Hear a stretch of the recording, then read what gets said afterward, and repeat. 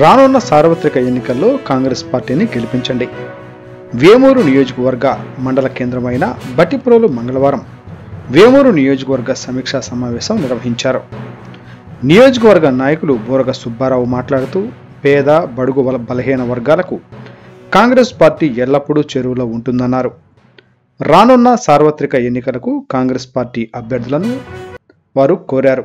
ఈ సమావేశంలో నియోజకవర్గ ఇన్ఛార్జ్ తాడికొండ వెంకటేశ్వరరావు, మండల పార్టీ అధ్యక్షుడు నిజాంపట్నం ఏడుకొండలు, అమృతలూరు మండల పార్టీ అధ్యక్షులు దేవరపల్లి అంబేద్కర్, నియోజకవర్గ నాయకులు యార్లగడ్డ గోపి, గౌస్బేగ్, తాడిపర్తి ప్రసాద్ తదితరులు పాల్గొన్నారు. నేను కూడా కృషి చేస్తానని మరి యువ నాయకుడు బోరగ సుబ్బారావు గారు రావడం జరిగింది. ఈ క్రమంలో ప్రతి ఒక్కరు కూడా మరి కాంగ్రెస్ పార్టీ అందించినటువంటి ఫలాలని ఒకసారి చేరవేస్తూ మేము చేసినటువంటి కృషిని ప్రజలందరికీ చెప్తూ వాళ్ళు మమేకమై మరి గ్రామాల్లో ఉన్నటువంటి ప్రతి కార్యకర్తను గుర్తించి మరి రాబోయే కాలంలో జరుగుతున్న ఎలక్షన్ సంగ్రామానికి మేమందరం కూడా సమాయత్తమవడానికి మరి ఈరోజు ఈ వేదికగా మీకు తెలియజేయడం జరుగుతుంది, పత్రికాముఖంగా తెలియజేయడం జరుగుతుంది. అయితే కాంగ్రెస్ పార్టీ గతంలో చేసినటువంటి అభివృద్ధి కార్యక్రమాల్లో మరి రోడ్లు కానివ్వండి, ప్రాజెక్టులు కానివ్వండి, తర్వాత ఆరోగ్యశ్రీ కానివ్వండి, తర్వాత ఇంద్రమిల్లు కానివ్వండి, ఇటువంటి అన్నింటిని కూడా ప్రజల్లోకి ప్రతి కార్యకర్త కూడా తీసుకెళ్లనే ఆలోచనతో రేపొద్దున మరి బట్టిప్రోలు, అమర్తలూరు, చుండూరు, కొల్లూరు, వేమూరు ఈ మండలాల్లో మరి పార్టీ ఆఫీసులని ఏర్పాటు చేసి తద్వారా ప్రజల్లోకి బలంగా కాంగ్రెస్ పార్టీని తీసుకెళ్లనే ఒక ఆలోచనతో ఈరోజు అందరూ కూడా ఇక్కడ చేరడం జరుగుతుంది.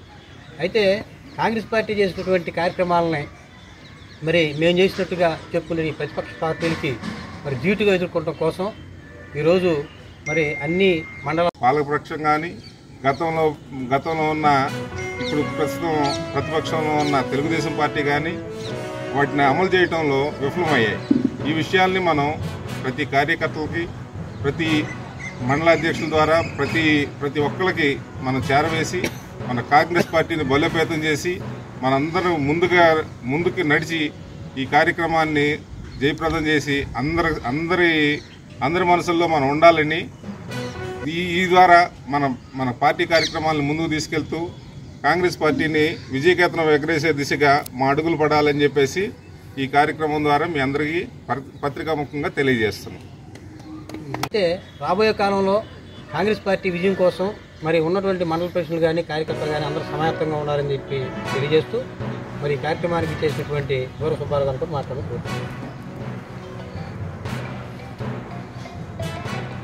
ఈ కార్యక్రమానికి హాజరైన పెద్దలందరికీ నా నమస్కారం. ఇక్కడ ఉన్న మండలాధ్యక్షులు, నేను ఈ కాంగ్రెస్ పార్టీకి కొత్తగా నామినేట్ అవ్వడం, ఈ కార్యక్రమంలో పాల్గొనడం నాకు ఎంతో సంతోషంగా ఉంది. మరీ ముఖ్యంగా కాంగ్రెస్ పార్టీ చేసిన కార్యక్రమాల్లో మన భారతదేశంలో ఉన్న అభివృద్ధిలో కాంగ్రెస్ పార్టీ యొక్క సేవలు ఎవరు మనం కొలవలేనివి. ఈరోజు కాంగ్రెస్ పార్టీ కొన్ని అనివార్య కారణాల వలన మన రాష్ట్రాన్ని విడదీయాల్సిన పరిస్థితుల్లో కూడా మనకి మన అభివృద్ధికి కావాల్సిన అన్ని రకాల కార్యక్రమాలను కూడా చట్టం ద్వారా తెలియజేయడం జరిగింది. మిత్రుడు, తమ్ముడు, సహోదరుడు బోరగ సుబ్బారావు గారు ఈనాడు నియోజకవర్గానికి రావడం జరిగింది.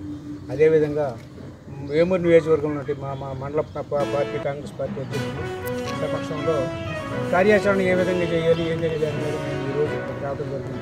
మరి ముఖ్యంగా దేశం మారింది. దేశ ప్రజలు కాంగ్రెస్ పార్టీ వైపు చూస్తున్నారు. ఎందుకంటే మన రాష్ట్రంలో ఒకసారి చంద్రబాబు నాయుడికి అధికారం ఇచ్చారు, 2014లో చంద్రబాబు నాయుడికి అధికారం ఇచ్చారు, 2019లో జగన్మోహన్ రెడ్డికి అధికారం ఇచ్చారు. ఈసారి మరి రాష్ట్రాన్ని మరి ఎంతో మరి రాష్ట్ర విభజన సమయంలో ఎన్నో హామీలు ఇచ్చి ఆ హామీలను అమలు జరగకుండా అట్లాగే ఉన్నాయి.